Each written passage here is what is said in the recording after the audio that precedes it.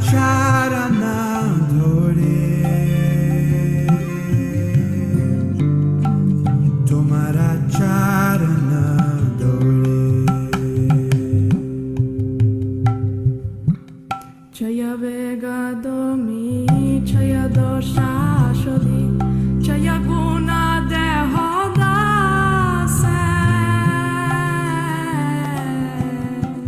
Jaya vega domi, jaya dosha shodhi, jaya guna deho dase. Jaya guna deho dase. Jaya satsanga deho hai amare, jaya satsanga deho hai amare, jaya satsanga deho hai amare, boseci sangero ashe.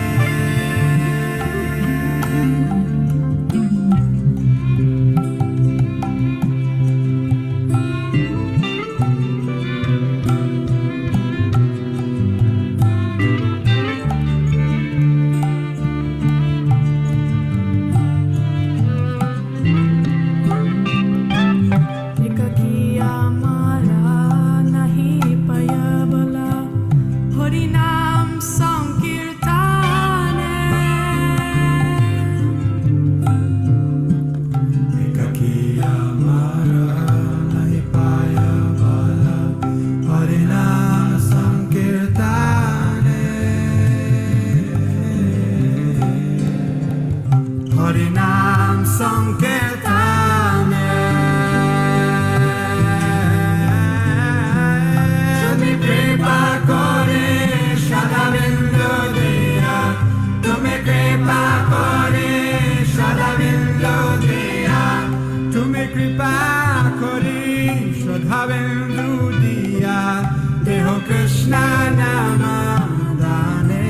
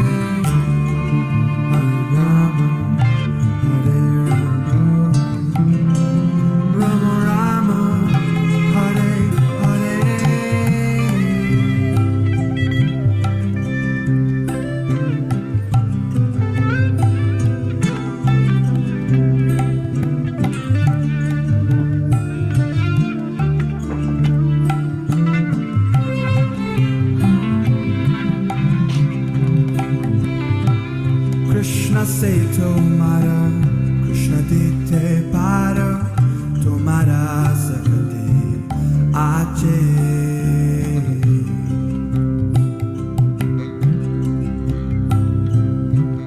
Krishna se tomara, Krishna dite para, tomara shakati ache.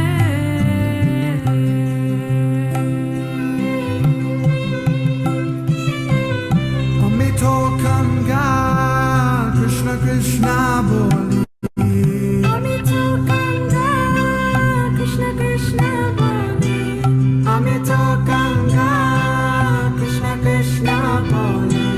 Gaitava pache pache. Ohe Vaishnava Thakura, Doyara Sagara, Vedase Karuna Kori.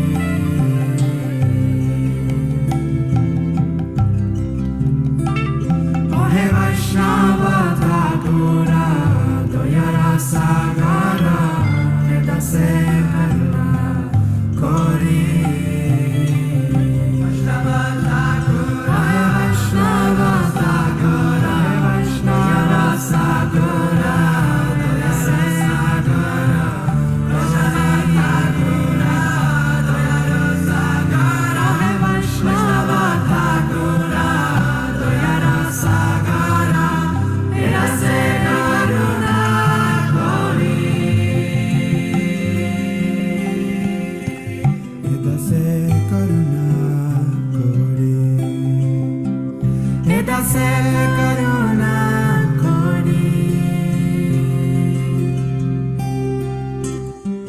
se karuna kori.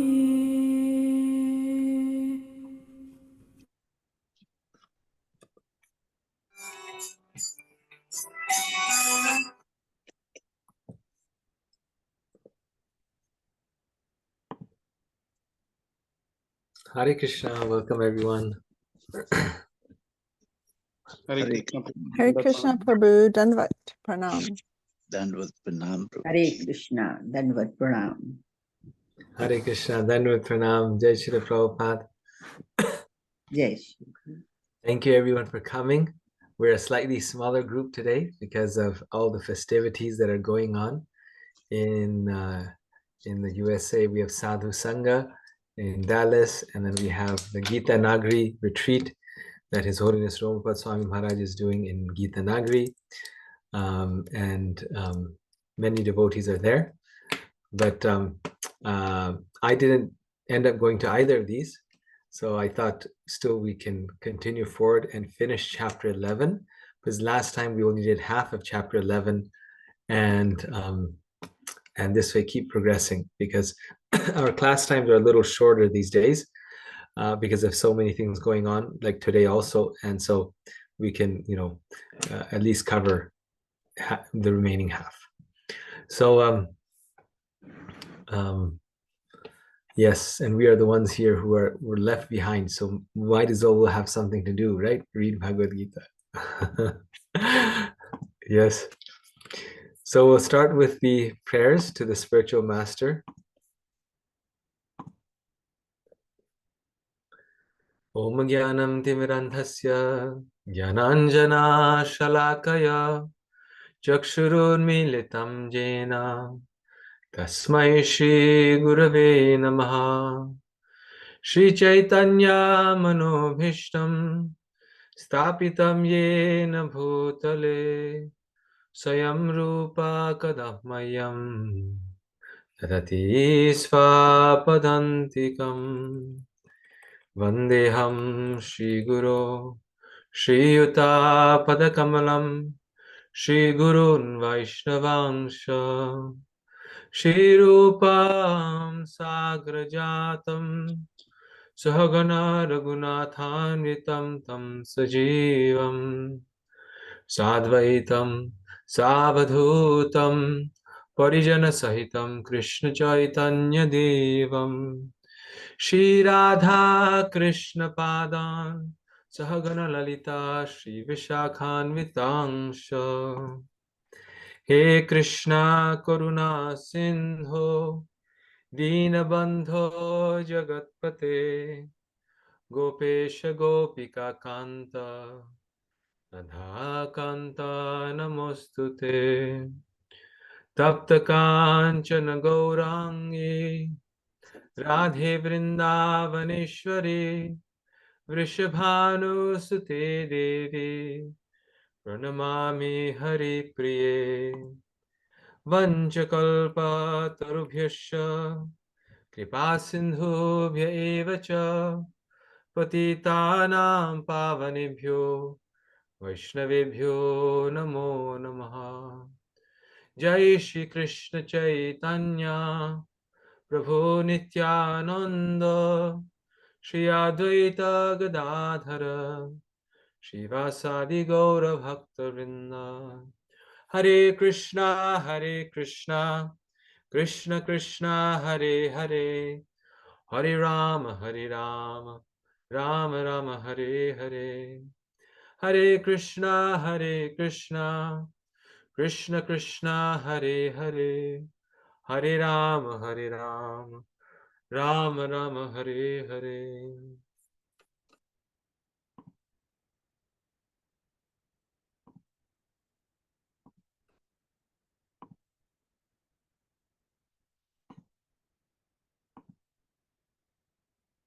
So Bhagavad Gita chapter 11, entitled The Universal Form.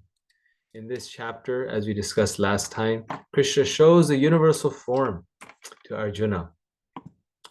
And last time, we covered, of course, we are doing an overview, so not in detail, but we have covered up to text 34.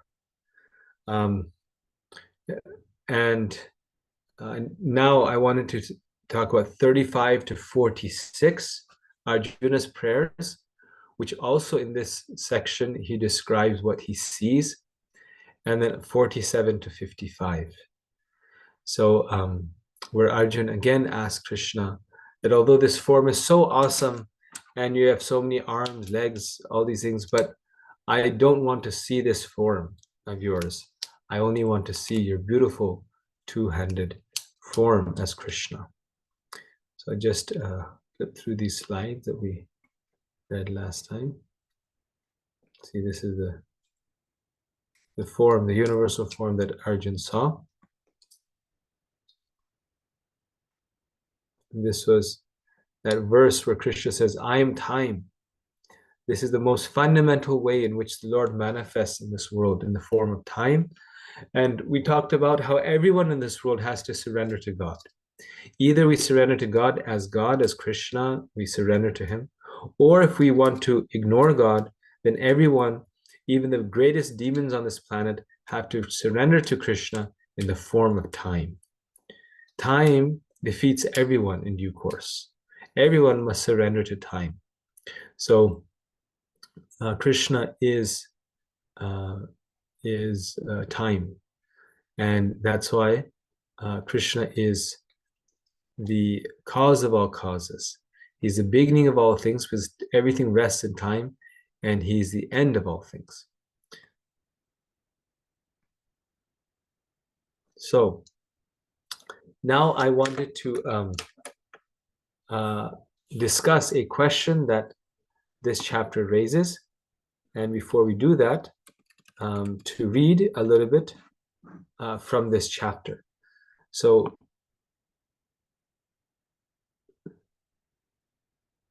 text 32 is where we had ended last time. This is that famous verse where Krishna says, I am time.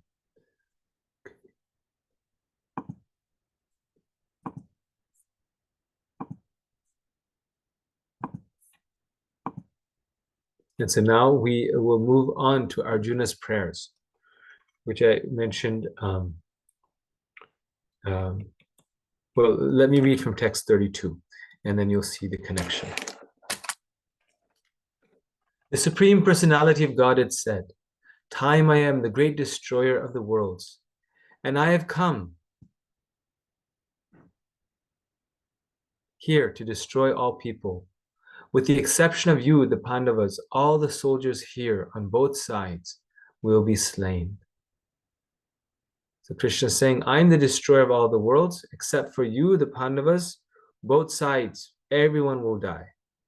Therefore, get up, prepare to fight and win glory. Conquer your enemies and enjoy a flourishing kingdom. They are already put to death by my arrangement, and you, O Sabyasachi, can be but an instrument in the fight.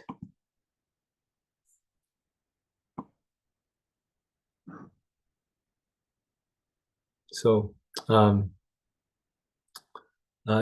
coming to this verse because it's a very important verse and a very important word here. You'll find this in your homework also. Nimitra matram bhavasavyasachi. Nimitra matram. This means become an instrument. So our choice is that we can become an instrument for Maya, or we can become an instrument for Krishna. Instrument we must be. We are not the doers, we are not the controllers of this world. But we must follow Krishna's power, his energy. But if we accept Krishna indirectly, then we serve Krishna by serving Maya. And if we accept Krishna directly, then we become an instrument for Krishna directly. And this is a very wonderful point because in the Bhagavatam, it mentions how Krishna's internal energy, so this world that we live in is the external energy, but Krishna's internal energy manifests in the form of his order.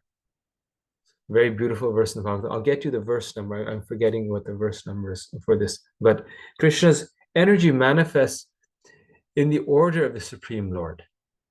So when the devotee fulfills the order, the instruction of the Supreme Lord, then he is coming in direct contact with Krishna. So then the next verse says that by fulfilling the order of Krishna, which comes in the form of the spiritual master, fulfilling the order of the spiritual master, one is able to see the Lord face to face.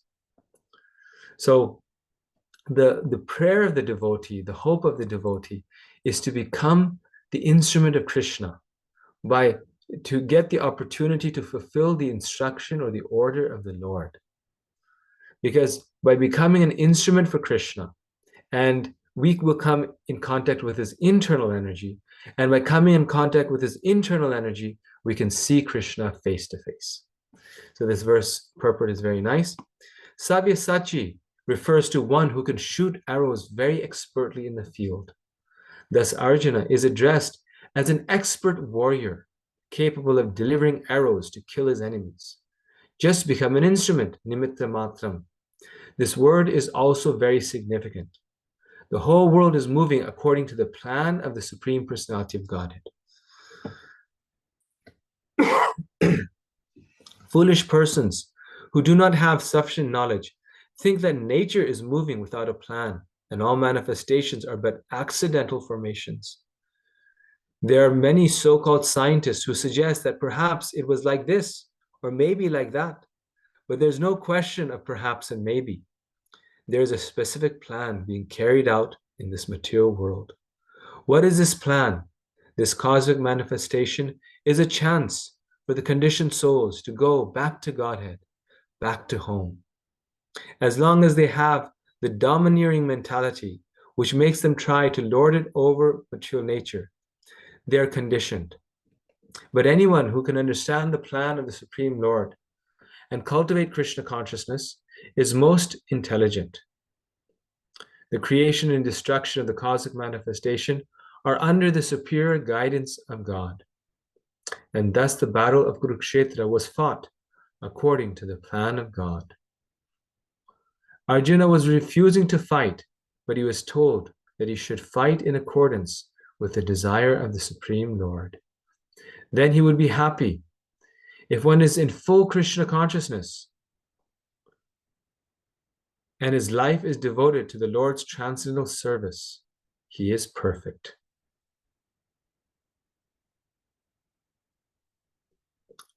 So Krishna here is telling Arjuna, this is why this verse and purport is so nice, that he's telling Arjuna that this is all my plan. He's showing him, he's not just telling him, he's demonstrating that this is all my plan. This battle must happen, these people must die, everything like I planned should happen. Now Arjuna is refusing to fight, but Krishna is telling him, you fight according to my desire, and then you'll be happy. So this is the meaning, this is the explanation here. I'll share the screen again here, 1 second. Sorry.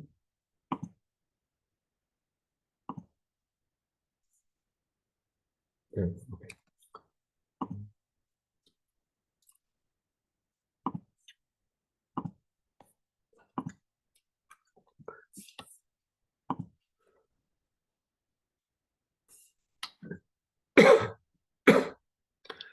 Drona, Bhishma, Jayadratha, Karna, and other great warriors have already been destroyed by me. Therefore, kill them and do not be disturbed. Simply fight, and you will vanquish your enemies in battle.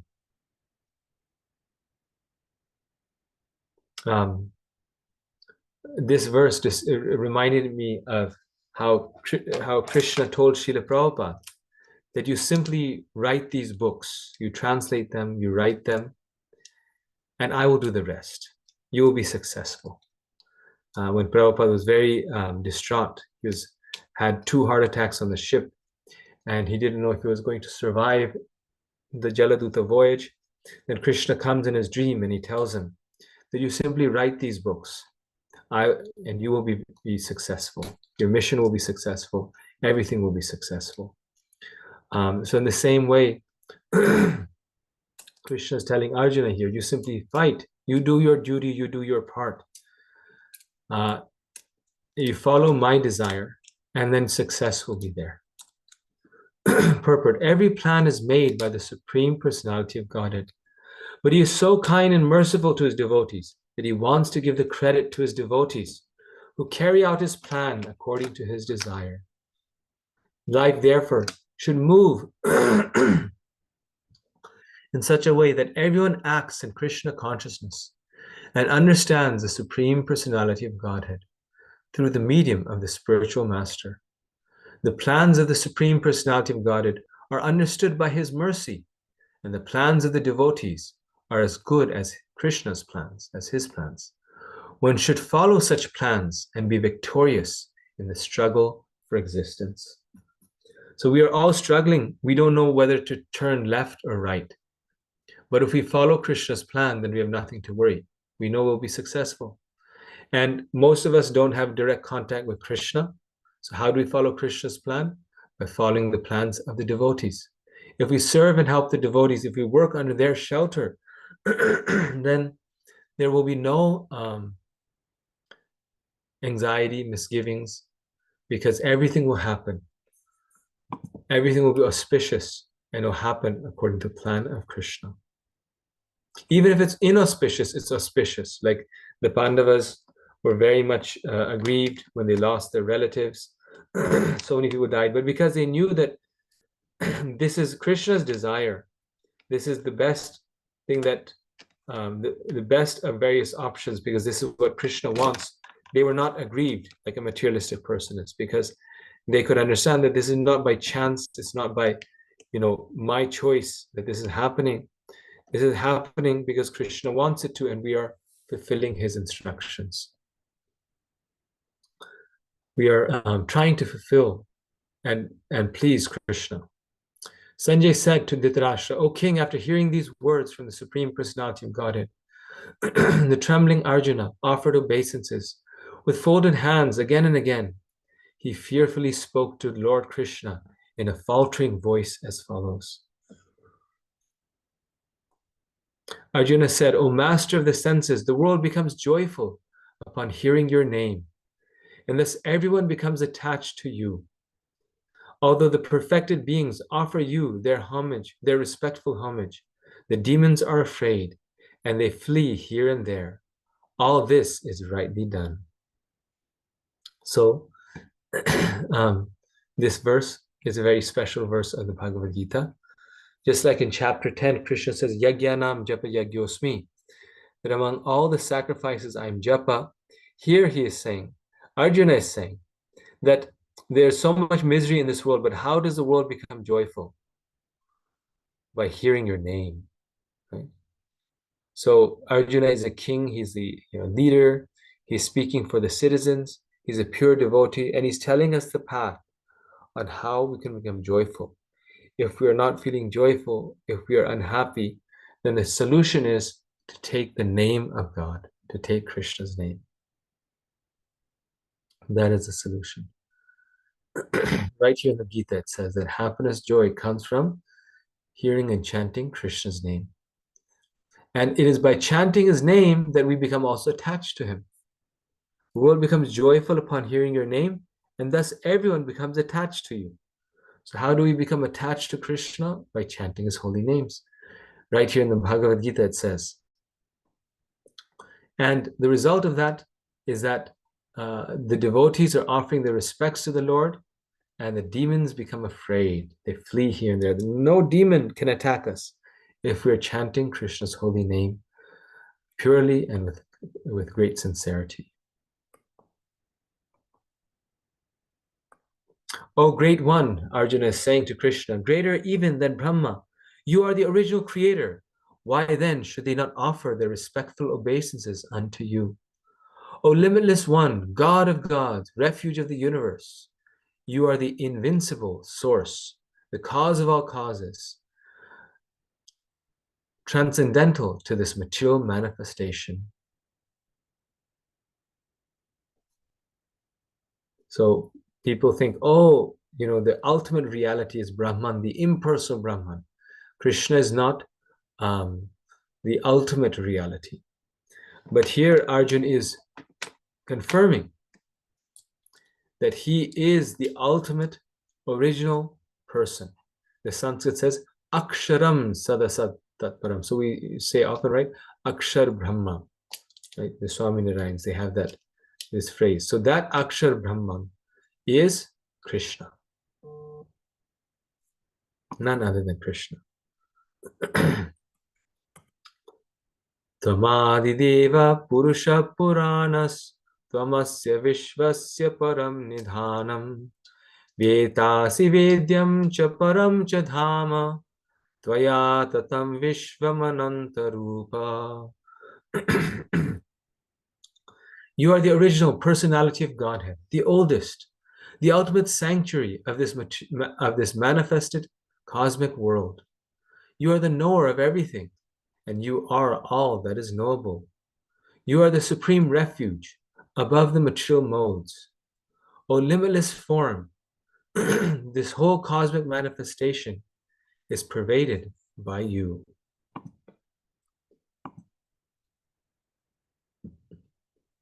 So, yes, even the rays of the universal form are coming out even on the screen here. Yes. So he's saying again that you are the knower of everything, you're omniscient, you are the supreme refuge. There's no better refuge in this world other than Krishna. You are the ultimate sanctuary. You are the oasis in the desert of this material world. And this entire cosmic manifestation is pervaded by you. You are the air, you are the supreme controller, you are fire, you are water, you are the moon, you are Brahma, the first living creature, and you are the great grandfather. I therefore offer my respectful obeisances unto you 1,000 times, and again and yet again. I offer obeisance unto you 1,000 times, and yet again. Again and again, he offers his obeisances. As though that wasn't clear, he says, obeisances to you from the front, from behind, and from all sides. O unbounded power, you are the master of limitless might. You are all pervading, and thus you are everything. Thinking of you as my friend, I have rashly addressed you, O Krishna, O Yadava, O my friend, not knowing your glories. Please forgive whatever I may have done in madness or in love.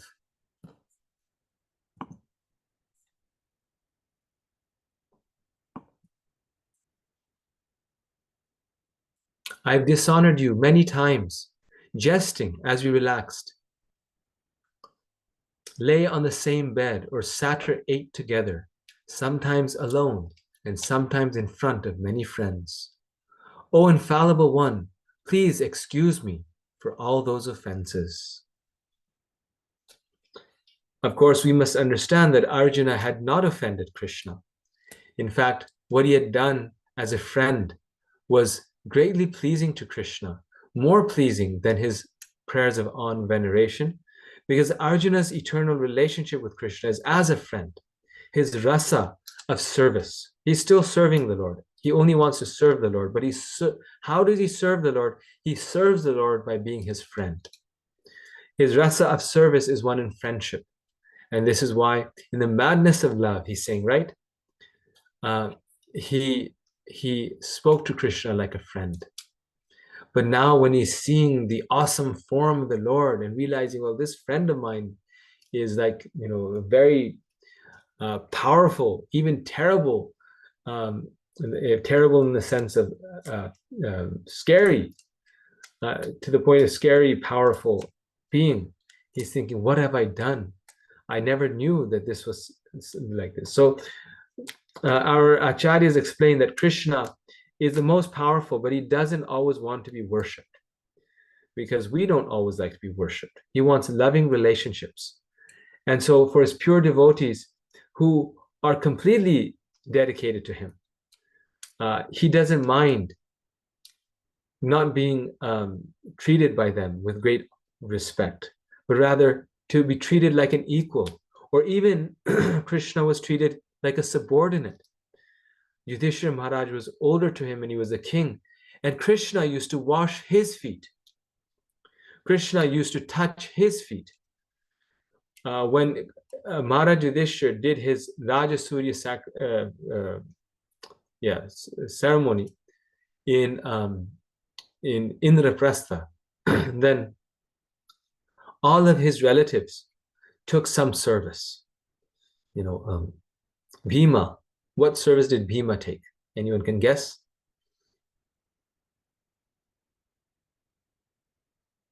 When Yudhishthira Maharaj was being coronated, for some time he was the king of Indraprastha, half and half.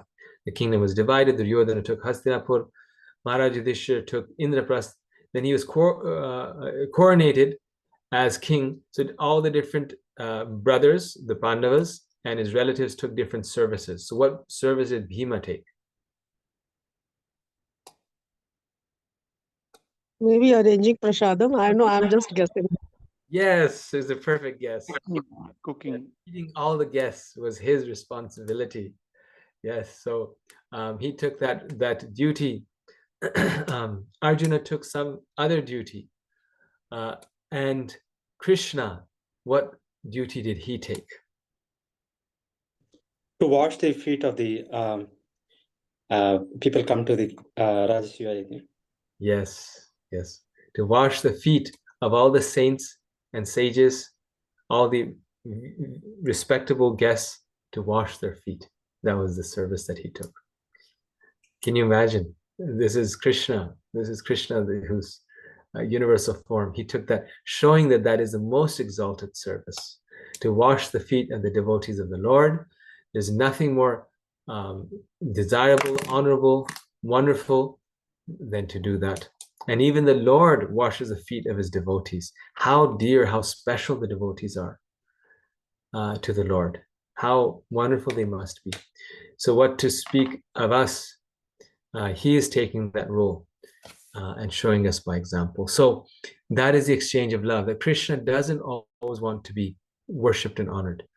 To those who worship and honor him, the devotees, those who are not envious of him, who are his friends, Krishna wants them he wants to honor them. He wants to become their subordinate. He is a subordinate of Mother Yashoda and Nanda Maharaj. If they're his parents, there's no way that they're worshiping him. They're chastising him. And Krishna, the very famous images of Krishna carrying the sandals of his father on his head, right? Showing by example to all the teenagers of this world how to serve and respect one's parents. So this is Krishna. He becomes a subordinate to his devotees. But Arjun, like Mother Yashoda, for a moment, she sees a universal form in Krishna's mouth. She starts to become afraid that this son of mine is God, and I've been spanking him. In the same way, Arjuna is becoming a little fearful. Did I do something wrong? Because that intensity of love became a little disturbed by the awe and veneration. You are the father of this complete cosmic manifestation, of the moving and the non-moving. You are its worshipable chief, the supreme spiritual master.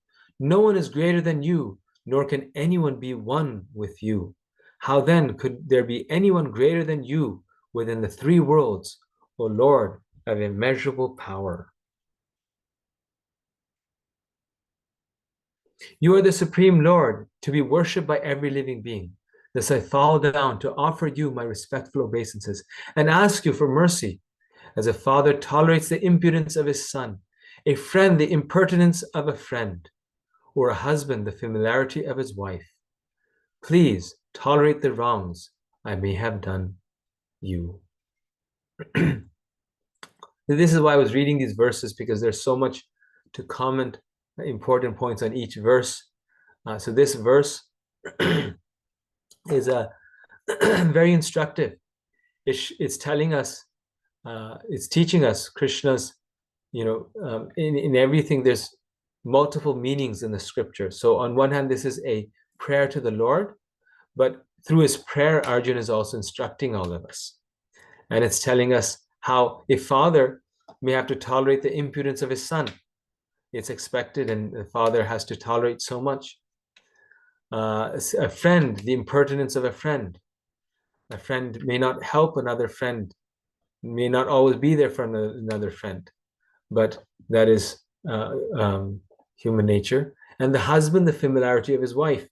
It's instruction to all the husbands that be prepared to tolerate your wife also. It won't be always good, but so in this way, he's saying, please tolerate the wrongs I may have done to you. So I'm going to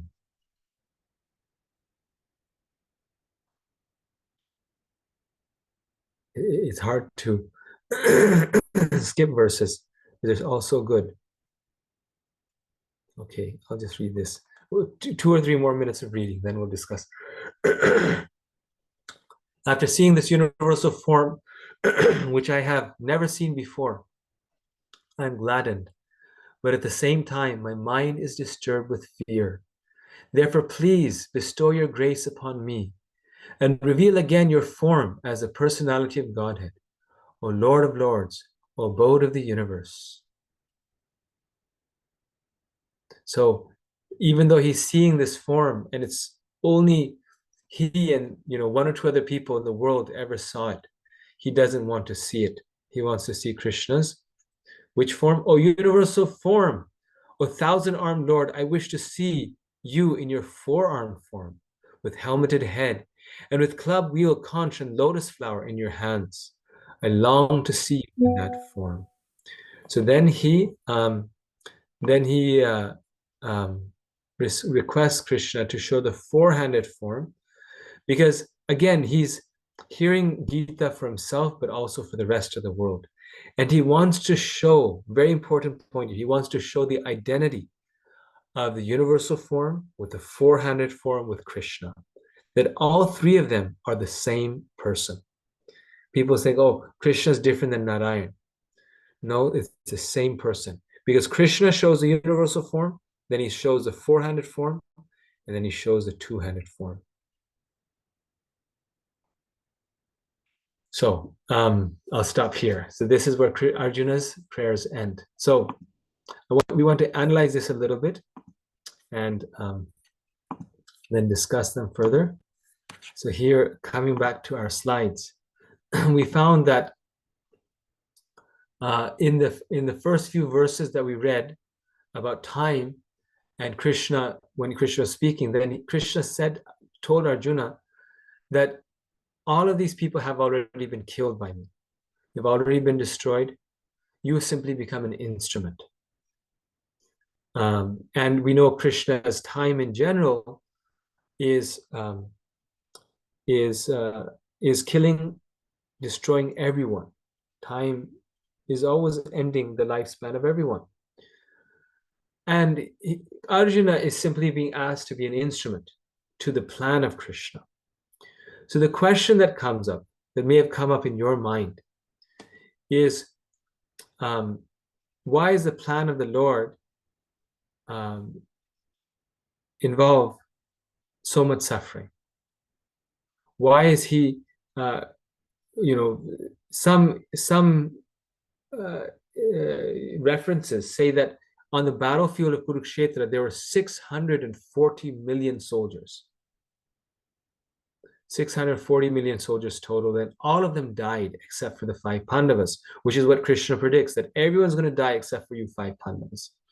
And prior to the battle of Kurukshetra, when Krishna was fighting Jarasandha, then it said that Jarasandha brought more soldiers than were present there at the battlefield of Kurukshetra. So in the battlefield of Kurukshetra, there was something like 18 Akshahonis, but Jarasandha brought something like 32, something like this. So he brought even more. So why does Krishna, have plans like these, right? So when we say that this is a very one section of the chapter describes how these soldiers are stuck between the teeth of the universal form. They're dashing in the mouth and dying, and they get stuck in the middle.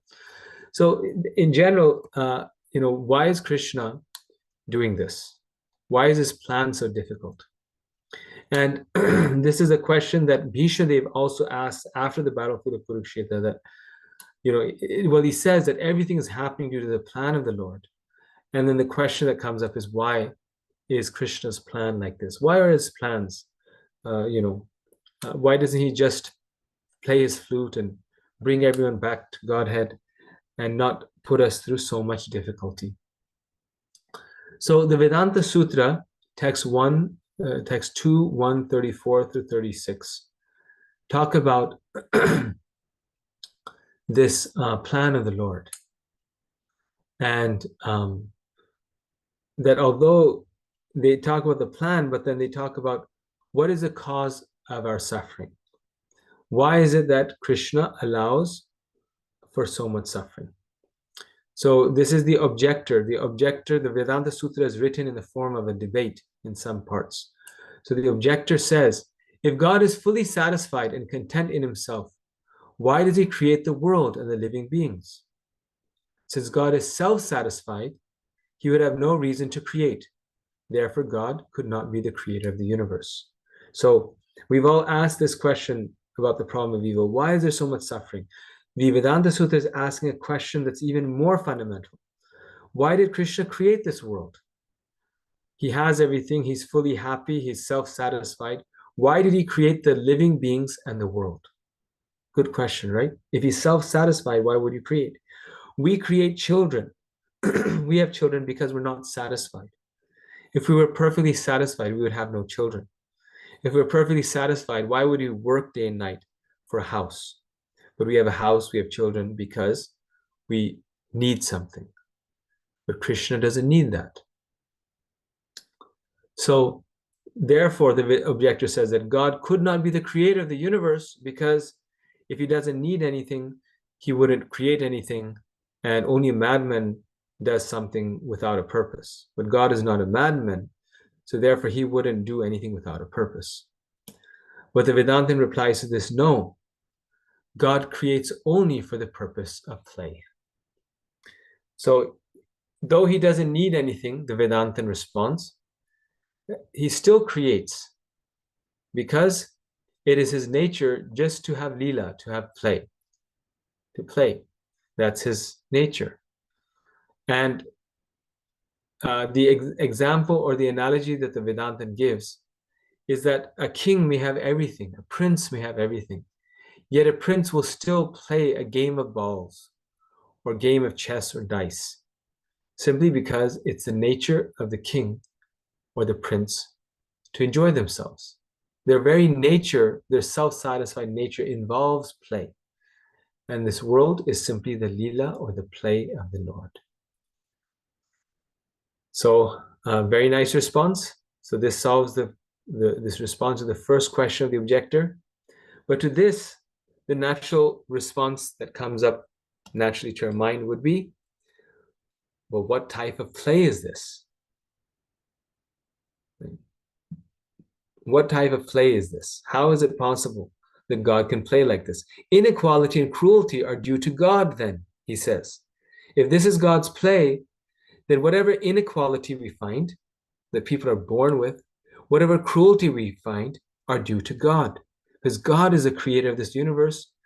God created this, and God created inequality and cruelty. How many of you have wondered about this question? Everyone has, right? Even as devotees, even those of us who know the philosophy, we sometimes have wondered, Krishna plays the flute. He's the most loving person. Why would this same Krishna create so much misery in this world? Inequality, cruelty. To this, the Vedantin responds, no, inequality and cruelty are due to living beings' own karma. So he's saying this world is the play of the Lord, but whatever inequality and cruelty are there are due to the living being's own karma. So if we were to now kind of relate this back to our discussion of the Virat Rupa, this means that everything is the plan of the Lord. Everything is part of Krishna's play. In that sense, it's his plan. However, the living beings that are in that plan their good or bad fortune that they receive is not due to the play or the plan of Krishna, but due to their own karma. So both things can exist simultaneously, right? Like I can arrange a game of soccer, football in India they call it, in America they call it soccer, and I can do it for the purpose of my play. But what the players in that game, what they score is due to their own karma, right? The game is my play, but it's up to the players to determine how well they play. So a player who's lazy, doesn't want to run, may not get as good of a score as someone who practices every day and isn't lazy and playing at his best. That's not the fault of the person who sets up the play. It's the responsibility of the individual players.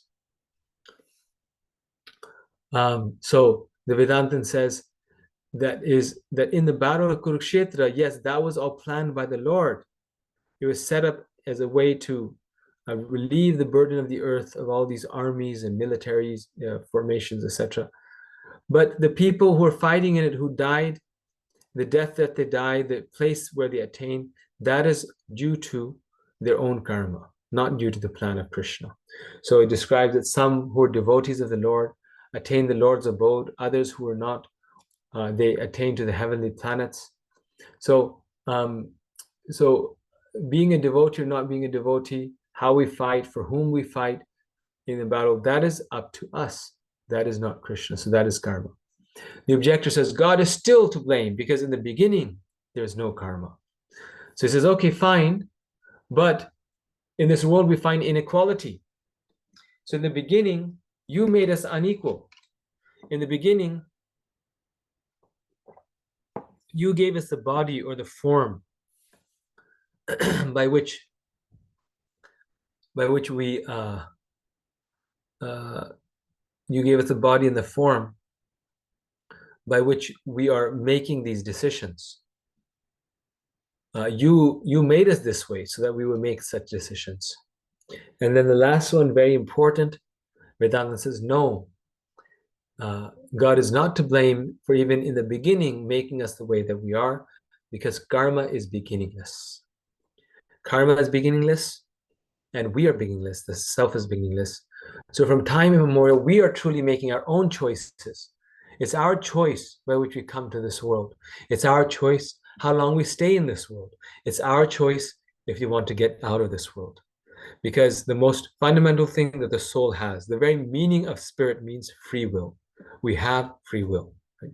So why I brought this up? Because this chapter particularly brings up this question of the problem of evil, and it brings up another very important question related with that, and that is the question, the relationship between free will and predetermination, right? Krishna seems to be saying that Arjuna, just be the instrument because everything is already planned by me. You know, everything is determined, so you just be the instrument. So that means if everything is determined, Krishna is to blame for everything. No, because see, everything is planned. The battle must happen. But whether or not Arjuna fights in that battle, whether or not he decides to become an instrument, that's in Arjuna's hand. And that will be his good or bad karma. Of course, he's a devotee, doesn't really apply to him, but in terms of taking him as an example, our choice to serve Krishna, serve Maya, that is our own karma. Yes, it's true that the way the world must go on, it must go on. But how we act as an instrument, that is up to us. So it's not just because Krishna is saying that everything is done, they've already been killed, doesn't mean that we believe in determinism, meaning that we have no free will, everything is just, automata, that we have to work according to Krishna's plan. No, we have true choice. We have the choice in how we want to participate in Krishna's plan. That is our choice. So, yeah. And then we just read Arjuna's prayers right here. I don't want to go over this again. So this is the Lord is more pleased with being criticized in the intimacy of love than with intimacy weakened by knowledge of his opulences. So this was a point which I had mentioned to you before, how Arjuna is lamenting or regretting that why did I, chide you or criticize you as a friend?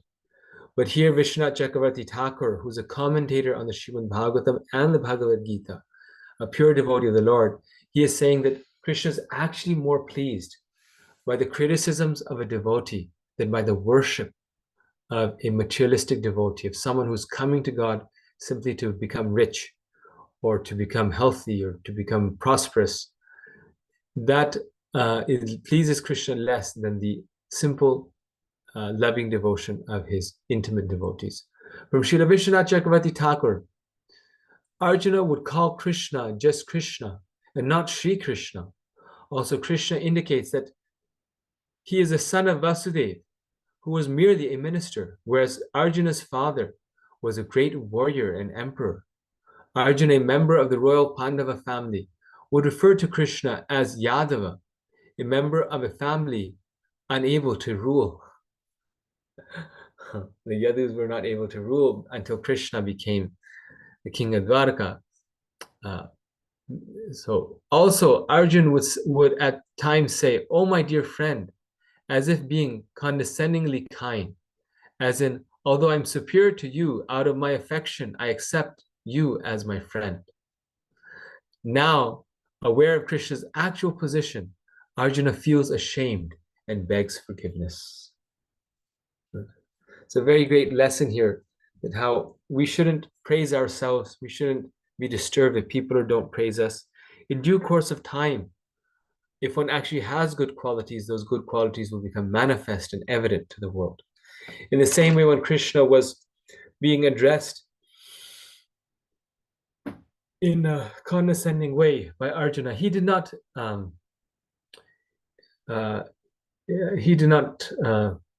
complain or become disturbed by it.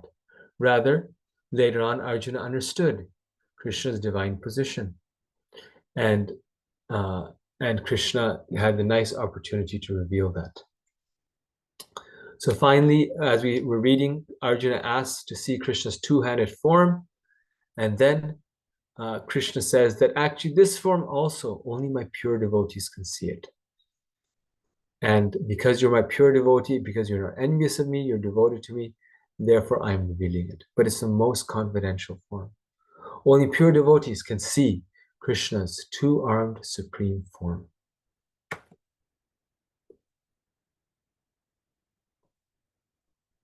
Okay, so I'm going to stop here. I've spoken a lot, and see if we have any comments, questions, corrections.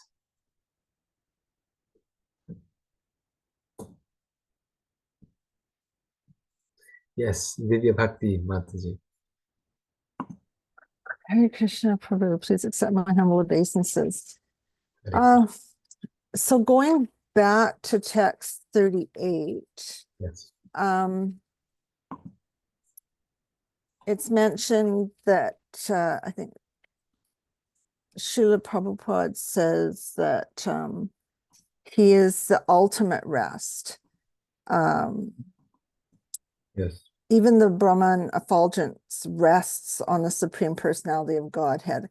And it actually just last night in reading the Sri Chaitanya Charitamrita in the Madhya Lila, it was talking about resting, that his all-pervasive feature is understood to be impersonal because the form, you don't find the form of the Lord in that all-pervasiveness. It's resting on everything rests on the rays of his bodily effulgence. So what does resting, what does that mean? So you're saying how the verse says that everything is resting in Krishna's effulgence? Yes. Yes. So because in one sense you could say everything rests upon Krishna. Therefore Krishna is called the Param Brahma, right? Param Dhama. Krishna's another word Arjuna uses is you are the word is it's right on the tip of my tongue. You are the basis, he says, of the impersonal Brahman, and the Sanskrit for that is you are the anyway, it'll come to me. And so in one sense, everything rests upon Krishna, because Krishna is the cause of all causes. And so rest can be used in terms of something is resting upon another, meaning using something else for support, if it's being supported. In another sense, resting can mean that everything is found within something. So everything exists within Brahman. Everything is Brahman and it rests within Brahman. So even within Brahman, there's variety. And so therefore, in that way, it says that everything rests in Brahman. But what that Brahman is also, we need to see by context. In some places, people translate Brahman as impersonal Brahman, but in other places, it's not impersonal Brahman. It's just referring to Brahman, the Lord, and everything is resting upon Krishna as the supreme person. So yeah, so this word resting doesn't mean sleeping, not resting in the sense of sleeping, but resting in terms of being the foundation for other things. Thank you. Yes, nice question. Nice question. A house rests on the foundation, so everything in this world rests upon Krishna. Rajiv Shyam Prabhu. Hare Krishna Prabhu, Dandavat Pranam. Dandavat Pranam. In that conversation about Vedantis and objectors, so it says karma is beginningless. But in the introduction also, we have we learn that Bhagavad Gita has 5 topics, and out of that, karma is the only one that is not eternal. Everything else is eternal. So how do we reconcile these two? Very nice question. Actually, Baladev Vidyabhushan explains this when commenting on the Vedanta Sutra. We know that none of our Gaudiya Acharyas commented on the Vedanta Sutra other than Baladev Vidyabhushan, who wrote the Govinda Bhashya commentary. And so when he comes to these verses, he says that that karma itself is temporary, but the flow of karma is eternal. Right? Because even in the spiritual world, we are doing karma in the sense of action. Just like that verse is there. Someone can tell me which chapter this is. Janma karma chame divyam evam yoveti tatvata. Right? Where Krishna is saying that this is speaking about God, my janma and my karma are what? Divine. So karma can be divine also. Karma, in a certain context, refers to the law of karma, the law of action and reaction that binds us in this world. So the law of karma, that's only in the material world, and that binds us. But karma itself, as a Sanskrit word, simply means to act or action. So our actions are also in the spiritual world. We're acting in the spiritual world. So big message here, actually, and this is why it's a nice point to focus on, is that the soul is always active. Because if karma is eternal and the soul is eternal, that means the soul is always performing karma. Even in the spiritual realm, we don't just, like merge into something and become a gas, but rather we're always active. The soul is always active, is always serving the Lord. The problem just is that when it forgets the service of the Lord, then it comes to this material world and becomes active in the wrong way. But in the spiritual world, it's continuously, acting. And so karma in the sense of action. So in spiritual world, we are always doing karma, but that is akarma, right? That's the point there. Like we are not, we are doing it for Krishna's pleasure, so it has no reactions. So Krishna says, right, how janma karma chame divyam. So karma is divine, but then akarma is in a different context. That akarma means their karma is referring to the law of action and reaction. In that verse that you're referring to, again, context is the key in knowing how it's being used. It's saying that the akarma is in terms of the law of action reaction. There's no reaction to this action. So in that sense, there's no karma. No karma means no reaction. Thank you. So just like Krishna is called Nirguna, means no qualities. So when it's referred to as Nirguna, then it's referring to the gunas of Prakriti, Sattva, Rajas, and Tamas. Nirguna means Krishna does not have the gunas of Sattva, Rajas, and Tamas. He has no material qualities. He is not bound by the gunas, the ropes that bind us in this world. But that doesn't mean that Krishna has no qualities. He is the ocean of qualities. So that same word guna in a different context will be used in reference to Krishna, to his millions of spiritual qualities. Yes. Similarly, the word Atma in the Bhagavad Gita, according to context, you'll see Prabhupada uses it. Actually, it's a very nice research topic. Atma can refer to the individual self, but Atma can also refer to Paramatma without the word Param, but that's what it refers to. Atma can also refer to God. And this is why the literal those who do the academic translation, sometimes they get really confused because the verse has Atma written 6 times. And then you'll see their translation says, you should worship the self, by the self, through the self, in the self. And the translation doesn't make sense because they think, well, you should worship the self, by the self. How do you worship yourself, by yourself? But what it's referring to is you should worship Krishna, the Atma, by yourself, your Atma, right? So again, in Sanskrit, the same word can have different meanings according to multiple meanings. It has multiple meanings. Actually, all words in Sanskrit have multiple meanings.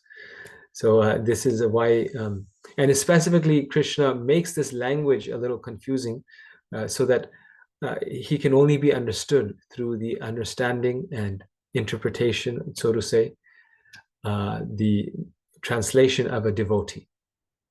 It takes a devotee to know this is what it actually means. Yes. Very nice. Thank you. Any other final question or comment?